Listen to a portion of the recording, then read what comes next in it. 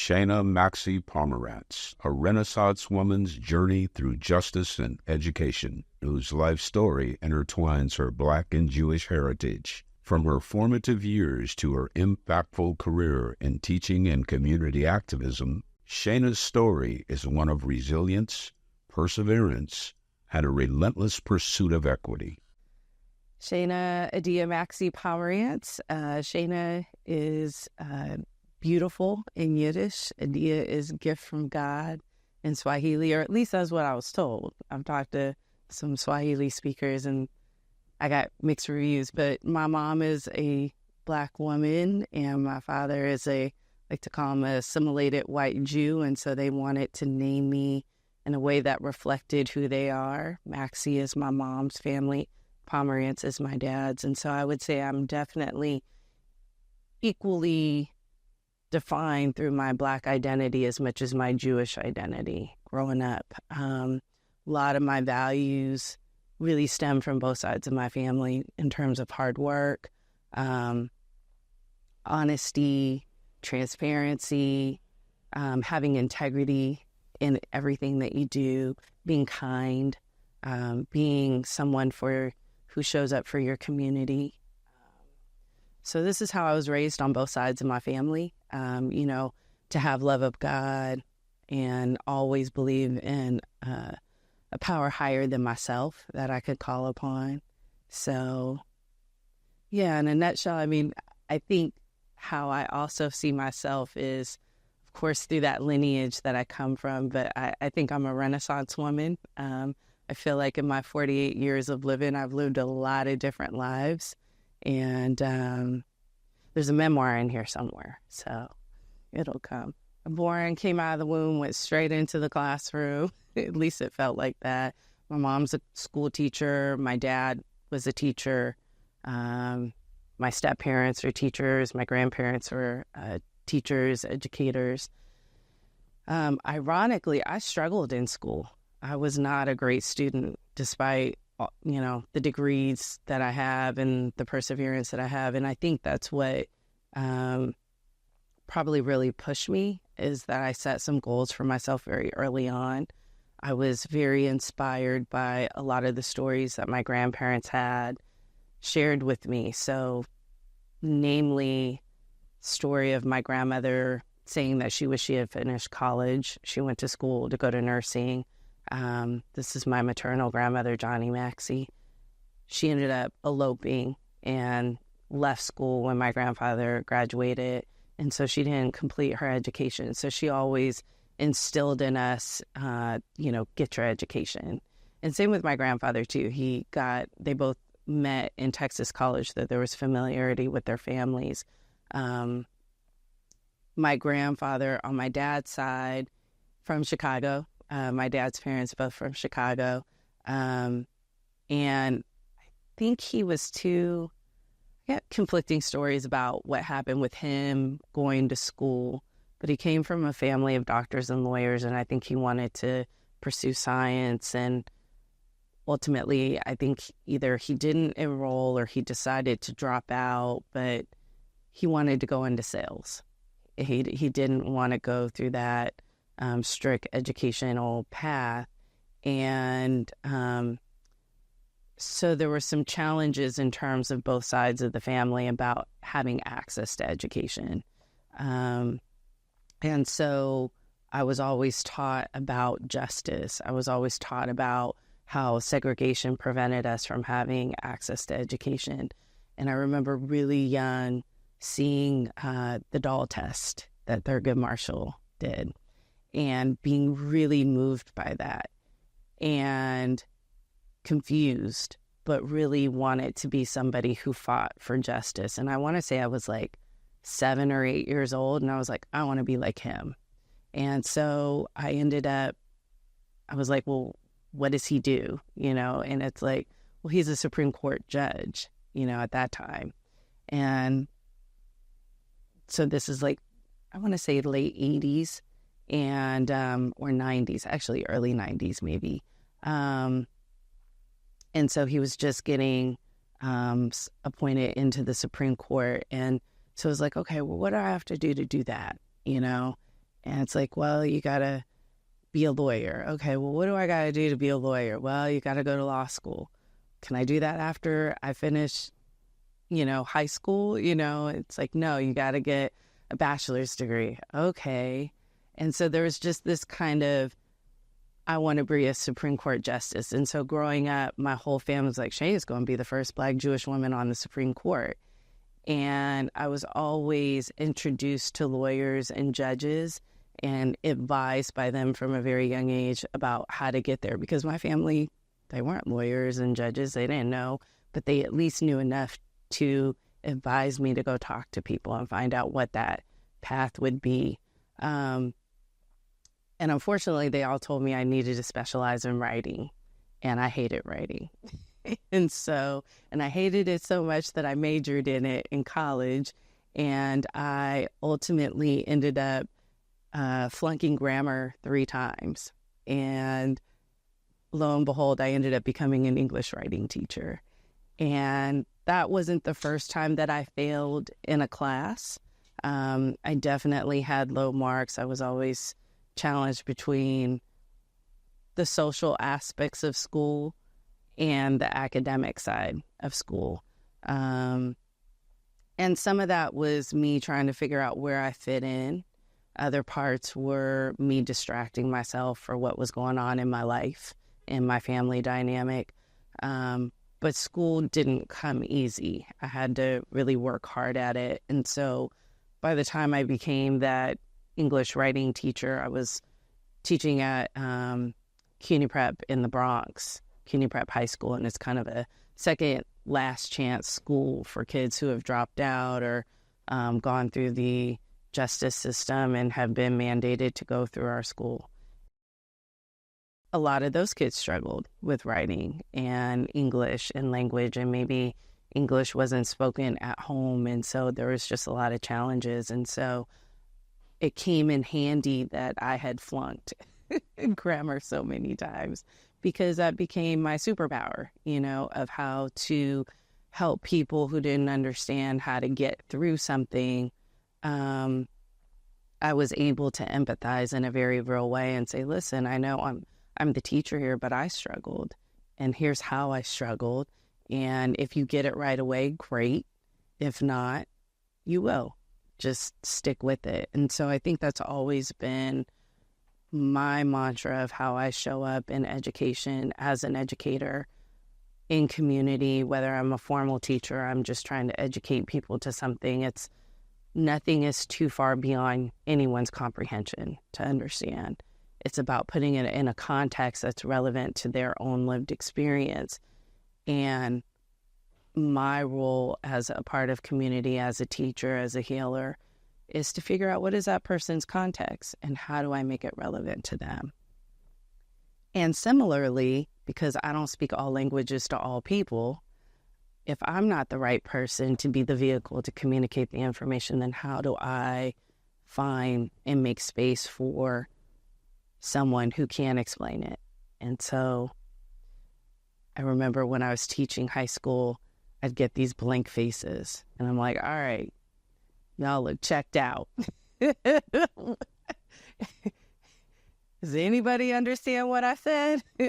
And so just crickets. And I'm like, come on, y'all, help me get my check today. What, does anybody understand what I've said? There's no wrong answers. And so no wrong answers. Okay, let me throw it out there. I was like, okay, get a hand. Okay, what do you think you heard? Don't tell me what I said. What did you understand that I said? And they repeat it. And then I make a slight correction, or say, yes, that's spot on. And I said, okay, can you now explain it to the class? Now, mind you, everybody's listening, right? So now they've heard it said by someone else.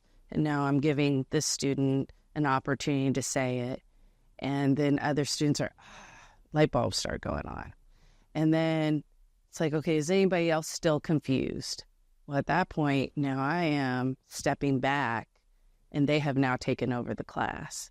And so what I have done in that moment is I have shifted the subject matter where I'm the expert, and I'm now allowing them to become the experts. because part of mastery isn't just your ability to bring something in and regurgitate it, but it's also your ability to explain it in different ways to help other people to understand it.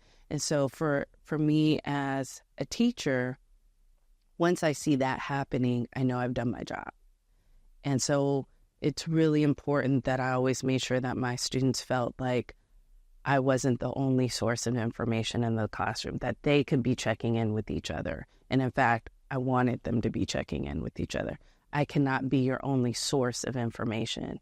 And so that was something that was modeled to me very early on, especially through my mom and my grandparents, her parents, and my aunts and uncles, which is, you need to go talk to somebody. I don't know these questions. Go talk to so-and-so. Now, maybe I know so-and-so has the answer, but you go get it. I don't want to go talk to other. You're going to go talk to them. And so it's really building that muscle of confidence to go get that information. And so that, to me, is such a huge and critical part of education, which is going and finding the thing that you need and not relying on just one source of information to be the thing that educates you. To understand the challenges that I had in school is to really understand the challenges I was having in my life. So again, I come from two parents who are educators. My mom was elementary, middle school, and my dad was high school, and then ended up doing college, teaching college. And so, and then pursued his doctorate. But they divorced when I was 1.5 years. So I've always lived in a divorce dynamic. They were together for 10 years, married, I think 6.5, 7 years, divorced when I was 1.5 years. So I never really remember my parents being together. I always remember them being at odds, but always striving and working and doing all the things, right? So as far as the challenges with education, I had to switch schools a lot. I was moving a lot. When your parental unit divorces, you no longer have two incomes. You're in a two divided income. So we lived in a lot of apartments. There was a lot of different dynamics going on there. So I didn't have a steady home life. I had 2 sets of clothes. I had 2 beds. I had, 2 homes. And then those homes weren't always secure because they moved around. And then my schooling didn't become secure because if they moved, then I had to move my school. And so that big move happened when my mom lost custody of me. There was a point where she decided she didn't want to be in California anymore. Where we were, she didn't have familial support. And so she wanted to take me up here to Portland to be closer to her family. And at that time in my life, I want to say I was like 6 or 7, I had expressed that I didn't want to, just live mainly at my mom's house and see my dad every other weekend. I wanted to live equally. And so they were gearing up for that custody fight. In the midst of my dad going for joint custody or shared custody, my mom announced, I'm moving to Oregon. I'm taking Shaina with me. And so this is mid-'80s. And so my dad's attorney said, well, my fee's going to be the same whether you go for shared custody or you go for full custody. So she's going to take your child out of state. You might as well try to go for full custody. And that's what he did. And so it was at a time when judges were starting to award fathers custody of their children, I think. But what was so, and also they were very adamant that it would be illegal for my mom to remove me from the state without my dad's consent. What was so unusual about this situation was that my dad was white. Here I am, this little colored child, getting awarded custody to her white father, and her black mother is leaving. I mean, that's just not something that happens. And my dad was also simultaneously engaged to my stepmom. And so a lot of the people, to go back to the question of who were the people supporting me in education, my mom had created a lot of support systems, even though we didn't have biological family in California. She had a lot of girlfriends who were also mothers who were in my life, really encouraging me, pushing me to be really invested, to do my best, to focus on school, be the best Shaina I could be, those kind of really affirming messages. And these are all very strong, beautiful Black women. At the time that my mom left, I no longer had access to them.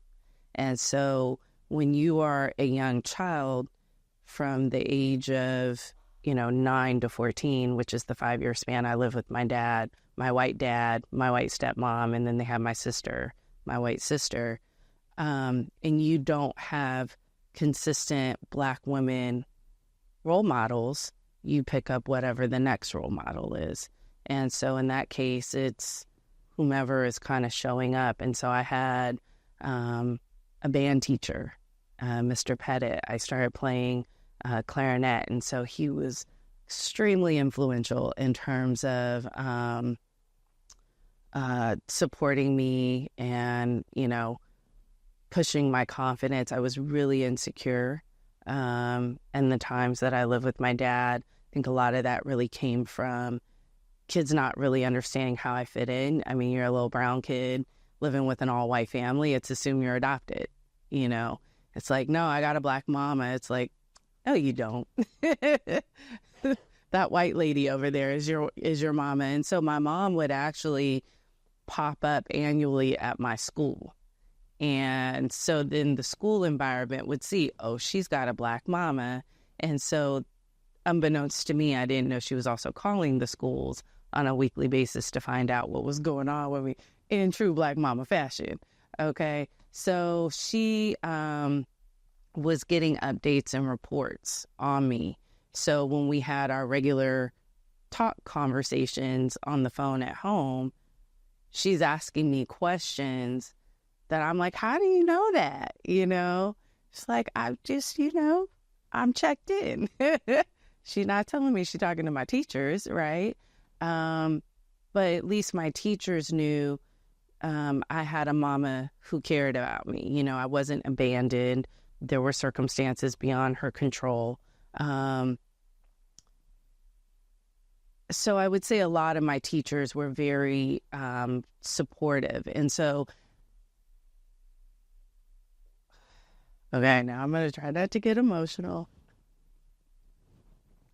So when I was 18, I graduated from high school, and I went through the relevance program,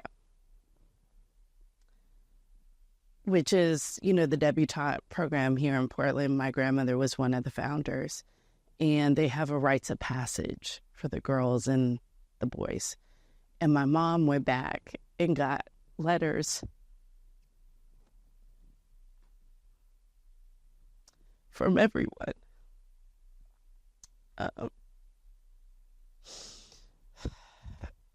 Hey, it's my grandparents, my aunts and uncles, my teachers. She even tried to find, my mom did all of this. And there was even a homeless man who mentored me in high school. And she tried to find him. So, all my college professors and mentors, there's been so many people who have poured into me, like dozens. I mean, and many of them aren't living. So whenever I get discouraged, I have these living messages to encourage me. So, I mean, the long list of people who at every moment, I think they saw greatness in me when I didn't. I never wanted to be an attorney. I wanted to be a Supreme Court justice. I wanted to be like Thurgood Marshall. It just turned out there was a lot of things that had to be done to get there. And really the process of getting there had been so soul crushing. I struggled through high school. I struggled to get into college. I struggled to finish my bachelor's. Studying for the LSAT, I had very low scores. My dream school was Harvard. I had my stepdad, my mom's, she likes to call him her second husband, went to Harvard for undergrad. He was one of the group of, I think, a dozen or so Black men in the 60s who were admitted into Harvard, kind of that first cohort, and they're very well known in the history of Harvard. And so that was a big deal. He's from Harlem, New York. So he was also an educator and was very committed to sending Black children to college, and was actually a dean of students and recruitment at Carleton College. And so growing up with him in high school, he was another person who really motivated. He was like, oh, you want to be a Supreme Court? Okay, cool. Yeah. You want to go to Harvard? I got you. We going. And so being around educated people, folks with doctorates, folks who are lawyers and judges, and people kind of saying, well, you got to do this and you got to go there, and it's like, me, I don't know if I really want to do all of that. That's a lot of work. And I think for me, so I ended up dropping out of college, in fact, in undergrad. So I am what you would call, at one point, I can now say I understand that what I was doing was coping with the trauma and the emotional trauma and experiences of my childhood. So, but in layman's terms, I was a weed head. I was pretty much high every day, smoking weed, rolling blunts. It was the 90s.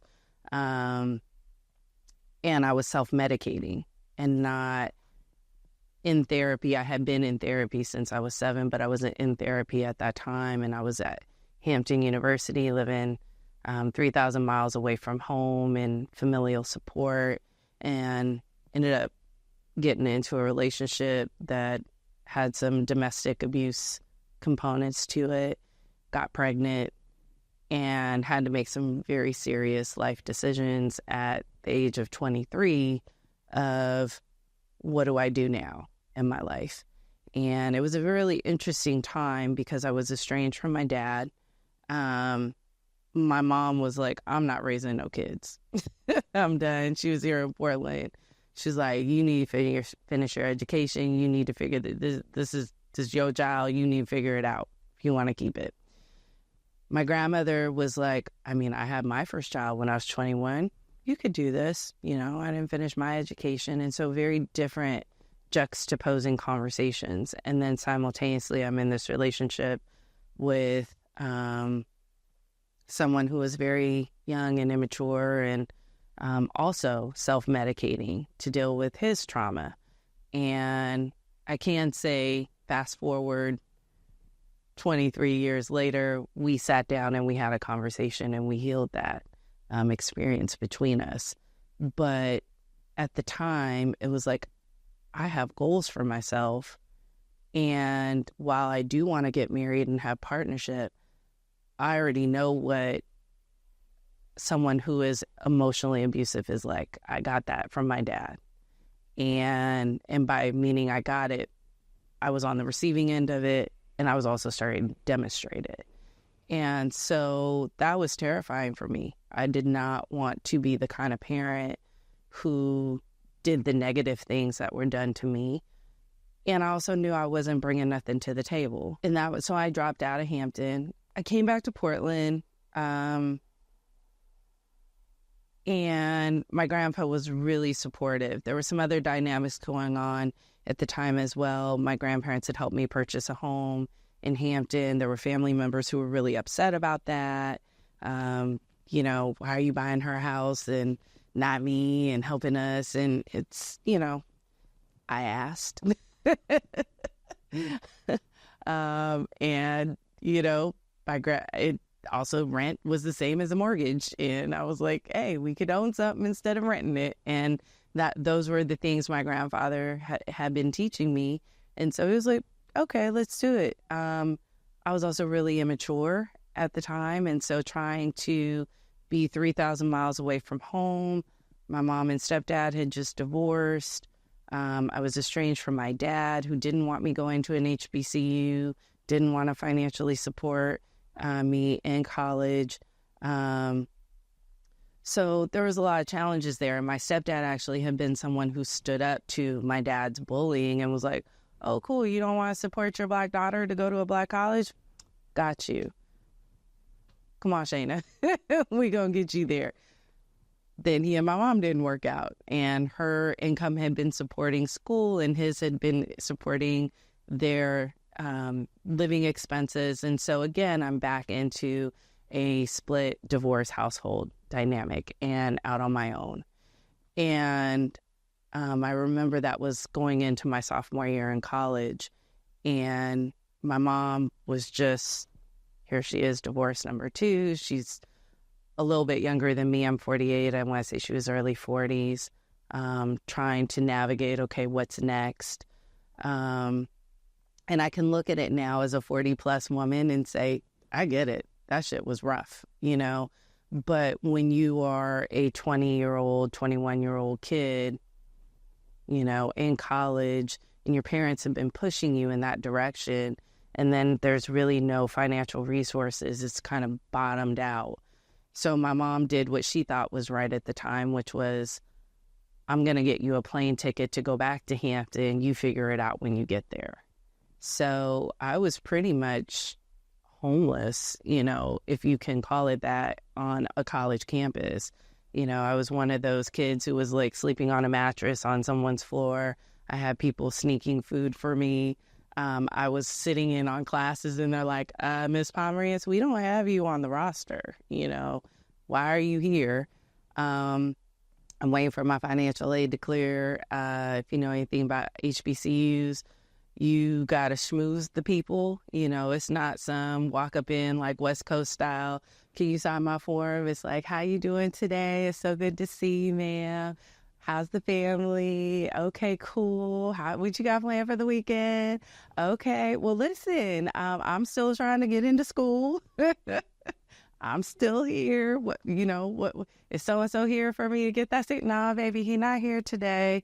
I told him that you need that signature. I said, okay, what, baby, he's going to pull in at 3:00. So if you go stand by his car where he pulls in, you'll catch him. Okay. And then you can walk on into the building. So, I mean, I will say for all the things I learned academically at HBCUs, I also learned life at HBCUs. I mean, that is some serious hustle and grind. And it shouldn't have to be like that. And some of it, I think, is by design, and some of it is, I think, it's just by default. And either way, it definitely forces us to have to want the thing that we want. And so I tried to stick it out at Hampton. I went from Dean's List my freshman year to academic warning by the time I was my junior year, and self-medicating and getting pregnant, and ultimately dropped out. And I was devastated. I definitely felt like a failure. And I felt like, I gotta pick my life back up, but I didn't really know how to do it. And so when I came back to Portland, my mom at least, sent me a plane ticket to come home. She helped me, person I was with, his family, my family helped support me getting an abortion. But this early 90s, we're living in Virginia. So in the scheme of history, that was at a time when they were assassinating abortion doctors and shooting up abortion clinics. So we actually had to drive up to New York City for me to get one. And it was very emotional. He was emotionally unstable. I thought I was going to die. I wasn't sure if he was going to kill me. And I've never been that fearful in my life. And I realized then, even when I was getting the abortion, just sitting with my body and saying, now it's not the time. I don't have anything to offer you. But if we do this again and you want to come back, I'll have something. And try to hold true to that. I'm not a mom, haven't gotten married. But I've really tried to fill my plate with the things that I thought I needed to do. I'm a great community auntie. I think I've been a great teacher and mentor to a lot of people. But I just did not want to repeat the same things that had been done to me. And especially knowing that I had been fortified and poured into by so many people who invested in me. And that investment was me saying, I want to fight for my people. I want to create opportunities where we have not had any. And I've always understood the consequence of fighting for civil rights. I always understood the significance of Dr. Martin Luther King Jr. and Malcolm X and Medgar Evers being assassinated. Dr. King's photo was in our home. Malcolm X was in our home. We always talked about the work that they did. My stepdad, Fred, was friends with Bob Moses, who was part of registering people in Alabama on the buses. He'd come to our home and have dinner with us when I was in high school. So when you meet figures, I mean, I went to school with Huey P. Newton's son, grew up knowing and meeting Black Panthers in Oakland. So when you are constantly surrounded by people who are talking about the liberation of our people, and you are still dealing with whatever these dynamics are in your own personal life and family, it's always in the back of your head, like my purpose for being here has to be more than just about me. And in the selfishness or the low depression of this thing didn't work out for me or I failed here, it's like, yeah, pick yourself up. Listen, we all fail. And so having homeless folks, houseless folks in community who stop you and are like, sister, let me talk to you. Let me get you straight, okay? Your spirit not right. And so just those kind of messages, I feel like the universe has consistently sent me. You know, I can remember clear as day when I was living in New York City and I was walking down the street and I was just clearly must have had just a down face.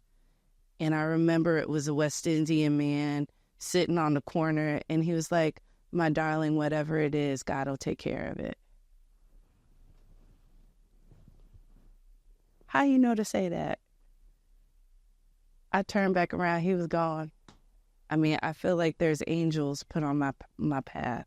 So this idea of being an attorney, I really had to kind of recreate what that meant for me. Because if I'm honest, I don't like writing. I went to law school. I didn't really enjoy it. I struggled. It was stressful. It was stressful to get in there. It was stressful to stay in there. I loved being at Southern University Law Center. I loved being surrounded from Chancellor Pierre, who met me on my first day and took me through the whole halls and introduced me and knew everybody by name, asked about their families, introduced me, and I'm like, okay, this is the kind of place I want to do law school. I want to be in a family environment where people are checking for you. I had, because I didn't have family in Louisiana, in Baton Rouge, I lived on campus the first year. The lunch ladies, I used to sit and eat with the lunch ladies. I'm 36 years old. I am not the age of the kids in law school with me. They're a good 10, 15 years younger.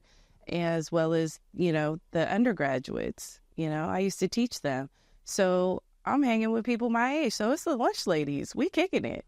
And they giving me food. Baby, let me give you this bag of food. We got you. And, oh, we going on break. We going to be closed. You got food? Okay, let me hook you up with a bag of food because I know you ain't got no money. I want to make sure you eating. And so the fact that there have been so many people investing and pouring into me my whole life, I have so much gratitude. But a lot of that is really, again, stems back to I have grandparents that didn't have anything. And so they always taught me to be kind. You never know who can help you. You never know who can be a help to you. So don't just assume because it's the top person, they're the one. Chances are they're not the one. It's going to be somebody much lower down, that we tend to overlook. And those are the people who really have some power and they're going to support you. And so I have tried to really live my life that way. And so in terms of stepping into the role of a lawyer, because I'm not a licensed attorney yet. I've sat for the bar twice. Again, school does not come easy to me. So, that is a huge discouragement, for many of us that go through the legal process. You invest so much time through the LSAT.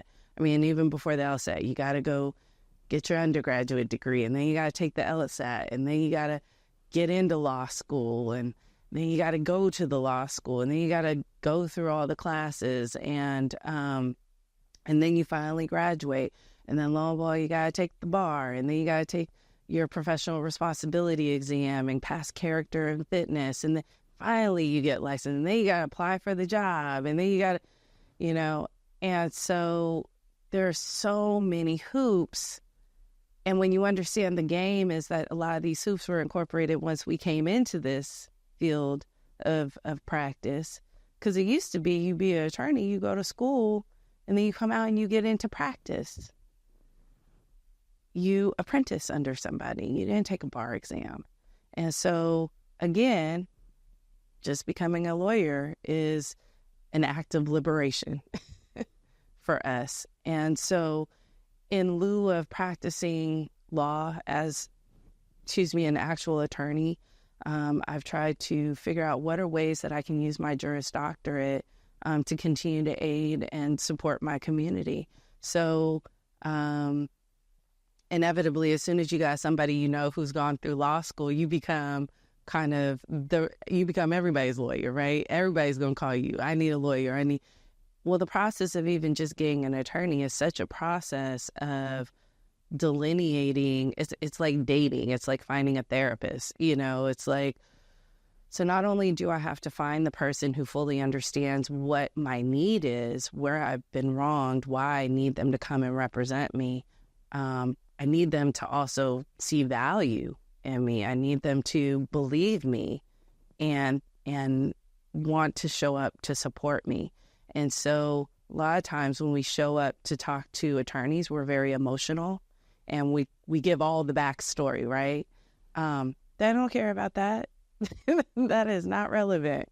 They'll charge you to sit and listen to it, but they're listening for the facts. What's the fact pattern that I need to be listening to discern what is the legal dynamic that I need to figure out? Can I help this person, and can I have a resolution that will be favorable? And is it worth my time and the money that's going to go into helping this person? And again, because it's going down to what is the risk management, telling this person, this may not work out in your favor. I mean, here's best case scenario, but then here's worst case scenario. And either way, here's what you're going to owe me in the process, and can you incur that financial burden in the process? And you might not have resolution for a long time. This might take years. Can you handle that? Having no justice and having to keep moving through whatever the situation is. And so one of the things that I do in community is when people say I'm looking for a lawyer, I like to act as an intermediary to ask the questions of what is that issue that they're needing legal representation for, so that when they go sit with that attorney, I have helped them identify, okay, here are the things they're going to listen for. Okay, so let's make sure you highlight that first. Okay, here are some questions you can ask. Here are some things they may ask you, so I want to make sure that, or they may tell you, so you need to be aware of the process. And then here are some attorneys I can recommend right off the bat who I think you can start with. Or here's how you can go about finding some attorneys. I became a policy analyst through the encouragement of Chancellor Pierre at Southern University Law Center. I really didn't want to go back into education. A lot of the things in law school, he knew I'd done that for 20 years. And I was like, I want to get more into civil rights and justice. And he said, I think policy would be a great experience. So there's a program in Texas called the Texas Legislative Internship Experience, and it's a pipeline for Black students coming through HBCUs specifically in Texas, but also Southern University and Xavier, and I believe Grambling, to funnel into that program. And so we are literally brought in for long sessions, assigned through, we're interviewed and placed within somebody's office. And so I was with Representative Garnet Coleman, who was a senior House representative in Texas out of Houston, 3rd Ward. And it was an amazing experience working there. I got to Oakland when my mom married my stepdad. When they got married when I was 14, I was old enough to decide for myself without having to go back through the courts where I wanted to live. And I was planning to go live with my mom. And so she remarried and was down in Oakland. And so I was terrified. I'm coming from suburban Sacramento, even though we had norteños, sureños, it was still wild out there. It was still Wild West. But, you going into Oakland, it's like, woo, Oakland. And so I got schooled real quick. But one thing I will say, going into Berkeley High, we had a Black Studies department. We were the first high school in the country to have a Black Studies department. It had been around about 20 years by the time I got there. And so, again, all these experiences of, Black activism and civil rights and culture being reinforced in my academic experience. The activism, I would say, when you grow up in the Bay, but specifically Berkeley, Oakland, San Francisco, and Richmond, by default, you are an activist. Like, I showed up at 14 and kids are talking about what's happening in the Middle East. They're talking about what's happening in Congress. They're talking about heads of countries and knowing their names. I mean, I remember feeling like so stupid.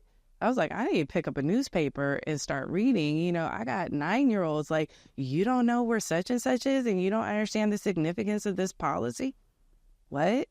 So really, just to kind of be with the cool kids and not sound stupid, it was like, I need to start reading newspapers and, getting really informed. My parents were like, why are you watching the news? And I'm like, this is what they're talking about at lunch. Like, so my activism started very early on. We were staging walkouts.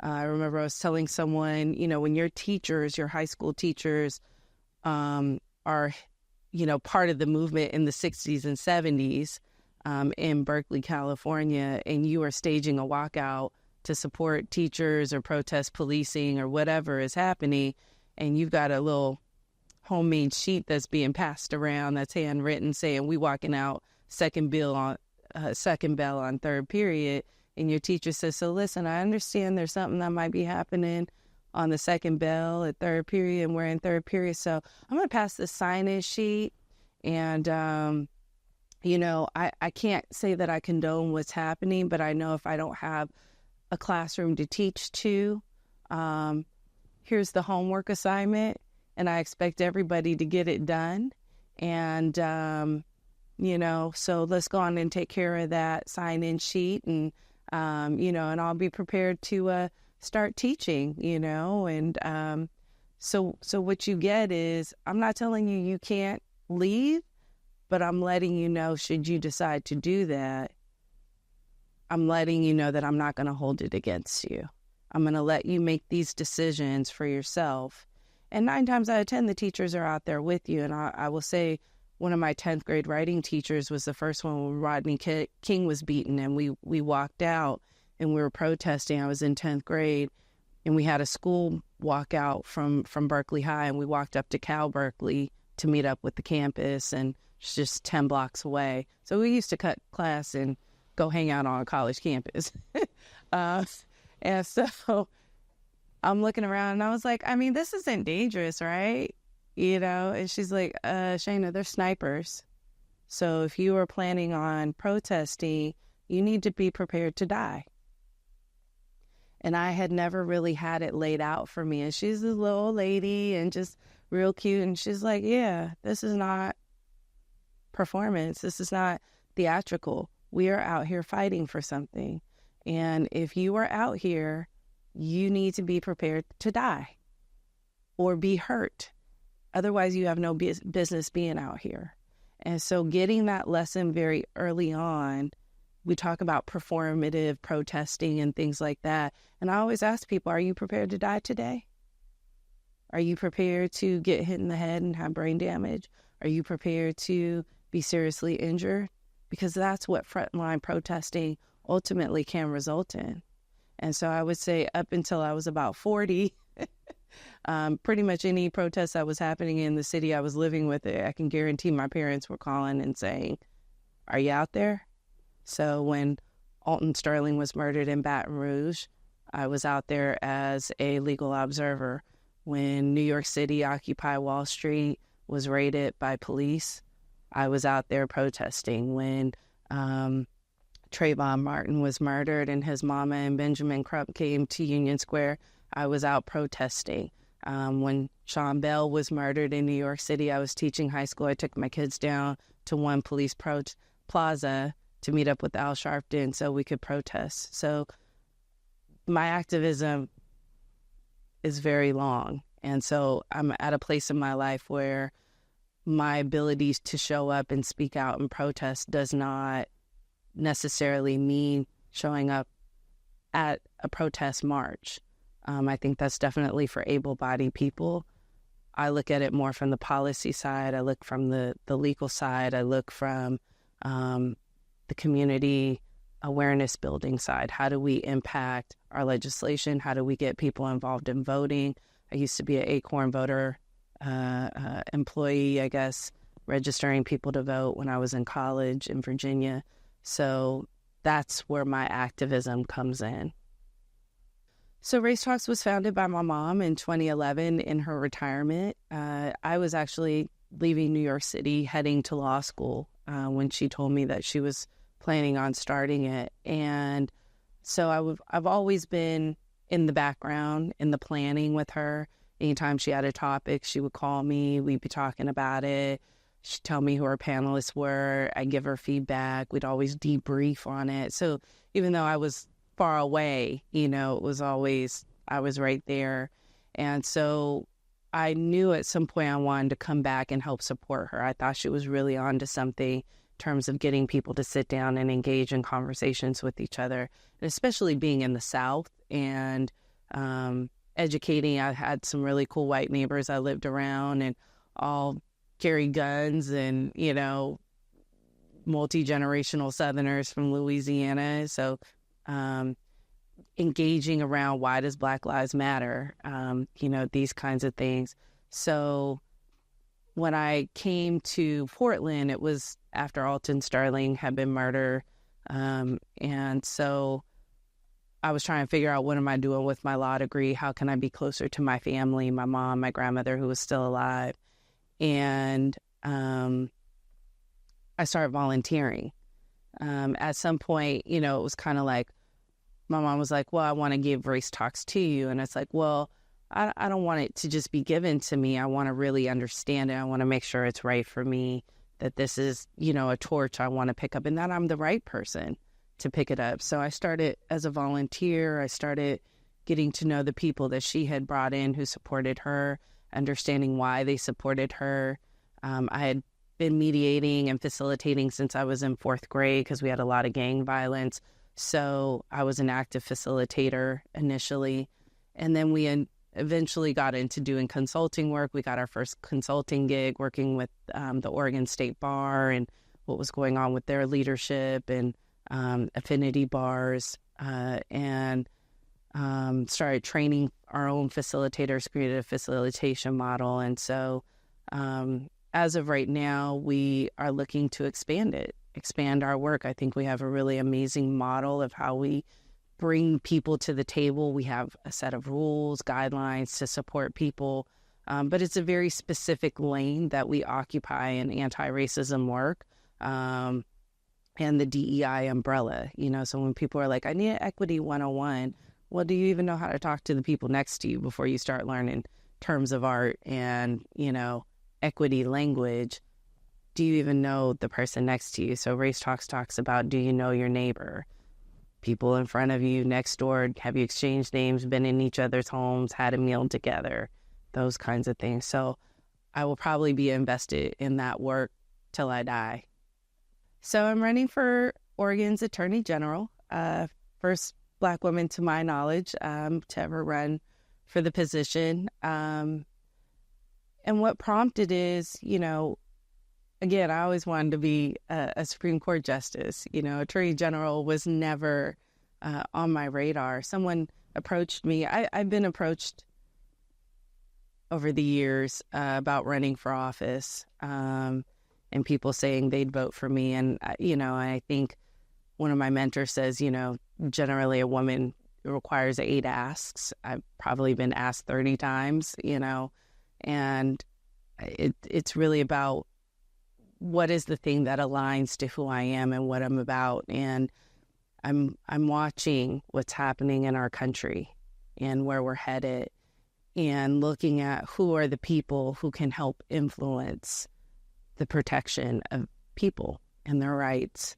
especially knowing that we have a white supremacist movement that is happening, and it's scary, And so I when this person specifically said, hey, you should run for Attorney General, and I said, well, I'm not a licensed attorney. I don't have requisite practice under my belt.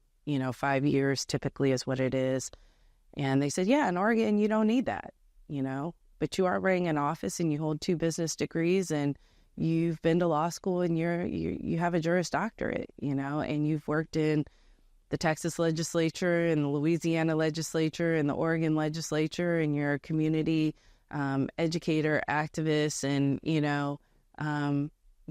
and these things matter and they're relevant to, and I was a bully civil rights investigator. And so I have a lot of the component parts that I think are really important to doing the work. And the most significant one is that when you are leading an agency, as Bill Hilliard, who was the former editor of the Oregonian, first Black Oregonian editor and family friend, said, it's not about being the smartest person in the room. It's about being surrounded by the smartest people.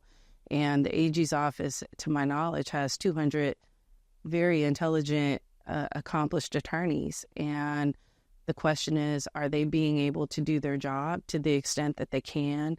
And also, do we have the kind of leadership that is looking out for the most marginalized voices in our community? And so I'm looking at our Black and brown folks that live here. I'm looking at our houseless and impoverished folks.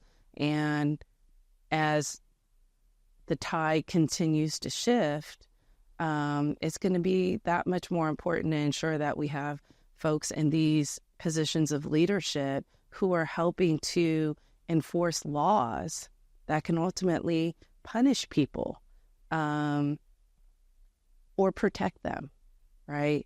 That we have people who are keeping in mind what the houseless experience is, what our educators and our students are needing, what are working class folks needing, what are the people in the most rural parts of our state needing, what are our Black and brown communities needing. So I didn't see anyone stepping up to do that. And so I did. On my Facebook page, I forget who said it, but I have the quote, it's your bar mitzvah. I'm just reading the Torah portion.